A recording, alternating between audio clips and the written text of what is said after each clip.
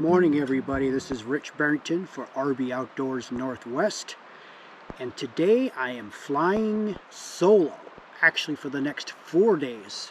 It's just me and you and the camera, and I am the camera crew. I will be your guide the next 4 days. So hopefully I do a good job of this. I'm going to give you a quick history on where I'm going.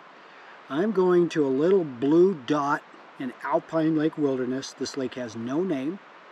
How I found this lake or information on this lake was at a parking lot at the trailhead about 3 or 4 years ago. Brenda and I were hiking and we ran into this couple probably in their mid to late 70s, and they were still backpacking. How awesome is that? And I had the map out on the tailgate. We had a couple beers, and he pointed to this little blue dot in the middle of nowhere with no trail. He goes, "Have you ever been there?" And I said, "No, I've seen that." I go, "It's kind of been on my radar." And he said, "If you ever get the chance, go there."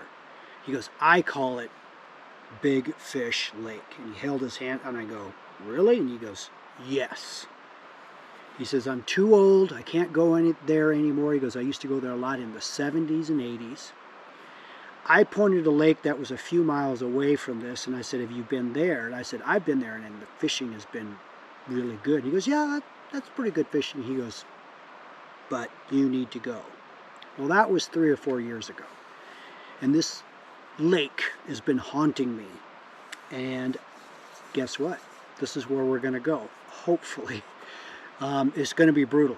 The last couple of miles is off trail, side hilling. Hopefully I can just find it. I do have some concerns. I do have to find this lake. I hope the lake isn't froze out over maybe the last couple of years and there's no fish. It's not a very big lake. I did find it on Google Earth, and it's not very big, so there could be a chance where there could be 0 fish. But I will never know until I go. So kick back, get in your recliner, open up a cold beverage, and you can share this adventure with me. I will do all the work. So let's get to it. I'm already about 5 miles into about a 10 and a half mile hike. The hard part is about ready to start. So I need to get going on this, what's left of this trail, and get this hard part out of the way. And I'll turn the camera on periodically to show you some views and stuff like that. And well, I hope you enjoy this, and hope everything works out as I'm hoping to expect.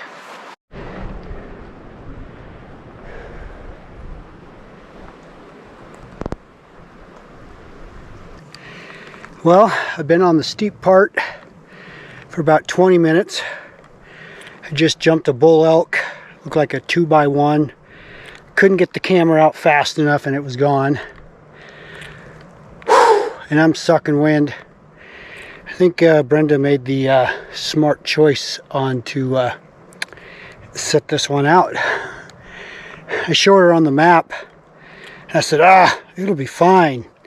And she said, I think you're on your own on this one. I'm feeling it. And I'm not even close. Well, I have to take a break. This mountain's kicking my ass. So I'm going to finish my peanut butter crunch Cliff Bar, have some water. I think I got my pack down to about 28 pounds. It's quite a bit lighter than I normally do. I only brought the one camera. I didn't even bring a tent this time. My tent is pretty lightweight, it's just under 4 pounds. I bought a real nice tarp. I'm going to make some kind of a lean-to shelter, yet to be determined which design until I hopefully get there. Because I did have to bring some extra heavy warm clothes. It's October and I'm going to be in frost. The lows in Leavenworth is supposed to be down to 40, and I'm going to be a whole lot higher than that. So I brought just the bare stuff that I thought that I will positively need. We can't have fires now, So I do got my big boy 2000 saw, so we are going to have fires. And yeah, plus the hike is it's tough. So I wanted to go light as possible. So hopefully I don't regret not bringing certain things, but it is what it is. Well, I'm definitely gaining some altitude now. I started at the very bottom. I don't know if the camera can pick that up, but the very bottom, you can see way down there. And now, still got a little ways to go, but I'm almost at the top. Man, it's beautiful. I don't know if you can see those larches in the distance over there, but they're all gold. Perfect temperature for hiking, probably in the mid 60s. I'm hoping that now I can make it to the lake before dark. I started at 9:15. I don't even know what time it is yet, but that's the plan. That way I don't have to set up camp, tear down camp, set up camp again. But I will play it safe. If it gets too late, I will stop. Actually, kind of going downhill, side hill a little bit, which is a nice change from the uphill.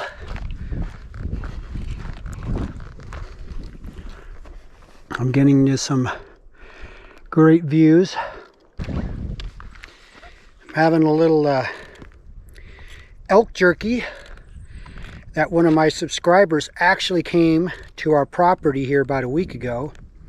He was hunting up by Orville, and he contacted me and said, hey, I want to come by and introduce myself, and I've got some elk jerky and some elk summer sausage, cheddar and jalapeno. Excellent. And I brought a bunch of jerky with me for this trip. So thank you very much, Andrew. Much appreciated. This is tasting really good right now. The map was right. Here's my first major water source in, about 2.5 miles or so.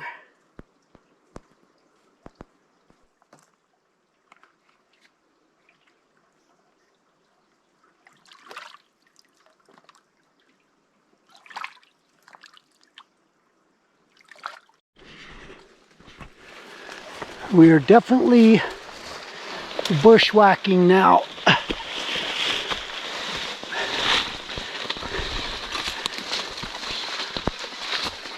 There's some thick stuff, steep.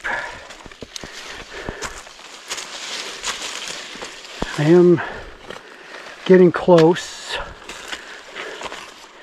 I'm still questioning if I can make it before dark. So when I get to the spot where the GPS tells me to turn, I'll reevaluate my time. Well, slight change in plans. It's 4:45. I've been hiking for 7.5 hours straight, and I am still at least a mile from my destination, but it is cross country, and I just went through an avalanche, shoot trees. I mean, I actually got stuck with my backpack, and it took me 20 minutes just to go 200 yards. Usually I do at least 20-minute miles. So I took a right instead of a left, and I ended up here, this was always in my back pocket. If something went awry, which it has, this is where I'm going to stay. Got to do the smart thing here and not be going off trail in the dark. and this looks pretty good to me. I see fish rising, and I am tired. So I'm going to do the smart thing and stay here tonight and set up camp, have some dinner, because I am tired of beating the brush. I'm at the campsite. Can't wait to get this thing off. Whew. Man, oh man. Whew. That was a butt kicker. Alright, the first thing I always do when I get done hiking, I do a complete change of clothes. Oh, that's better. Water getting ready to boil over there for dinner. I've got my little shanty tarp set up. Nothing fancy, but I think it's going to work really well. There it is. Nothing special. It's quite long. Not very tall.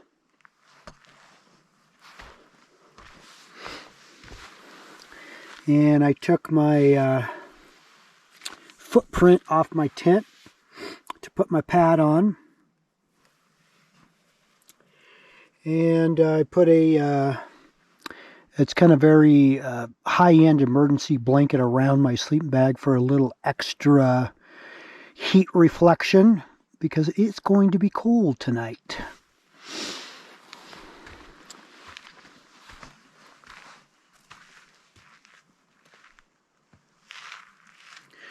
But it is dead calm. There's not supposed to be any weather or wind, so this should work pretty good. And even if it does rain, I'm super low to the ground, and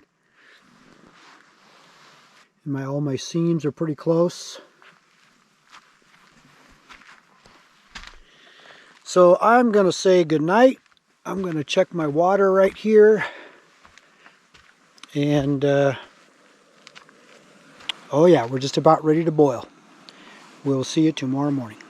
Well, good morning, everybody. I made it through the night. Actually slept pretty good in my little makeshift tarp tent. Overcast today, a bit breezy. I just had some coffee and some breakfast, and I'm all packed up. And let's go see if we can find this no-name lake. It has been quite a challenge. The last part where I was going to turn off was a big avalanche. And just, I don't know, 50, 75 trees. It was just a tangled mess. So I'm glad I called what I did, because I had dinner last night, kind of relaxed. I didn't even fish. I didn't even have a fire. I was that tired. So feeling pretty good this morning though.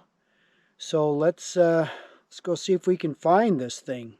Well, I'm at the edge of a ridge, looking over where I need to go, and I'm just not sure if this is going to happen.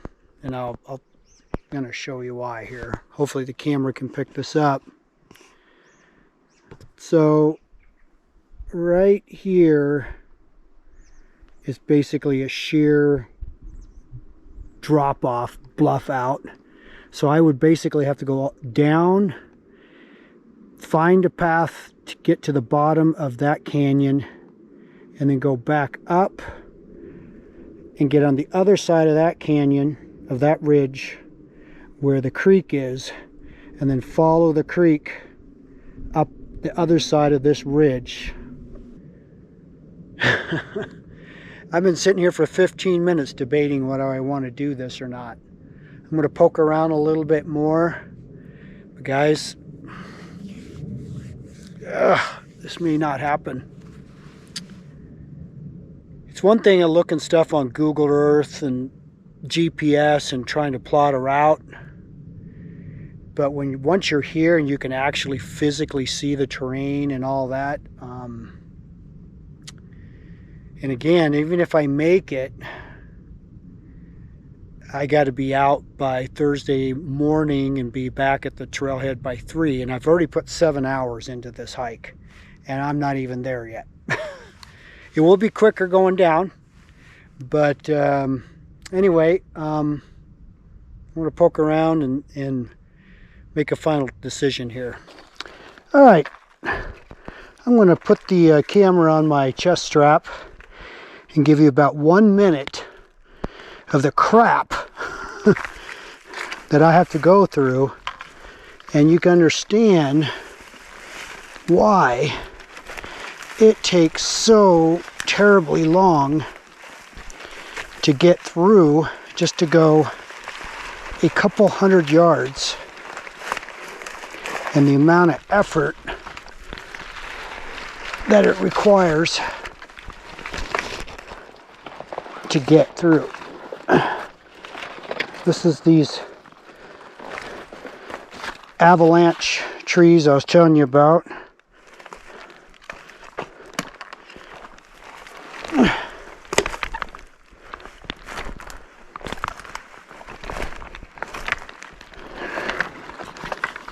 That's what I just came through.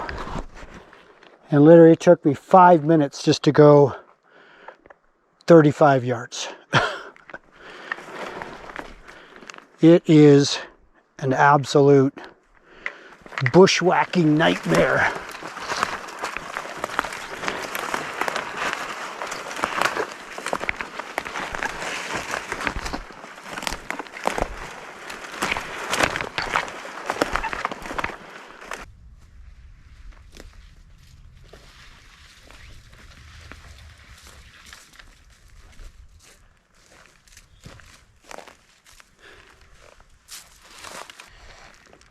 Not looking good, folks. Doing some scrambling around, and I'm in another avalanche field. Look at all those broken trees. And this is actually the easy part. You can see all those trees leaning forward there, and it is literally a gauntlet of just downed timber. It's amazing what Mother Nature can do.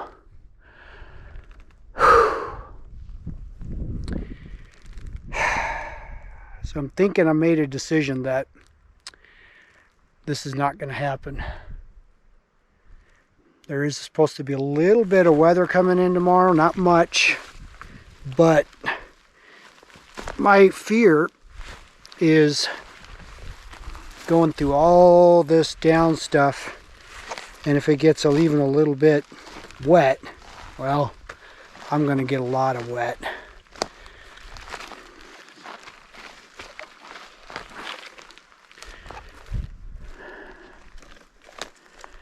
Some really great views.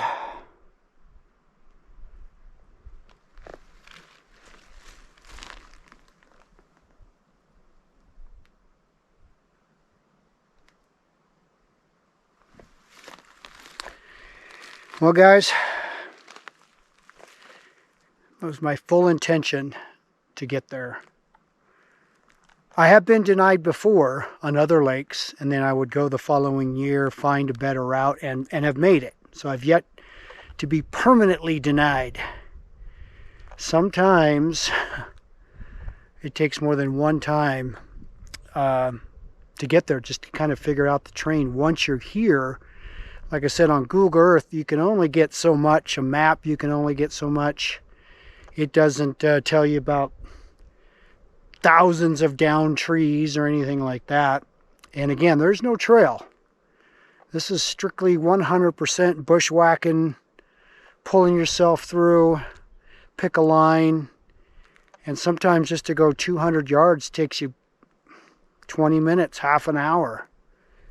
And so, trip ain't over. I think what I'm going to do is I'm going to try to get out of this crap. And there is a nice creek that I can see from up here that hopefully holds some good fish. And it's going to take me several hours to get down there, and I'm going to get down off some of this altitude and find me a nice spot on this creek that I can see down there. But, well, I hope this was entertaining so far. Hopefully we get some fish, some fire, some shelter building. I want to work on some of my survival bushcraft skills while I'm up here. But dang it, I hate being denied. But that's the way it goes. Sometimes you just, you don't want to lose limb or life. And I am by myself, so I do have to keep that in mind. I got to be careful. Brenda does know where I'm at on the map, but this is another degree of difficulty that I was not quite anticipating. So hopefully we'll see you down at a nice, beautiful camp spot down at this creek down here.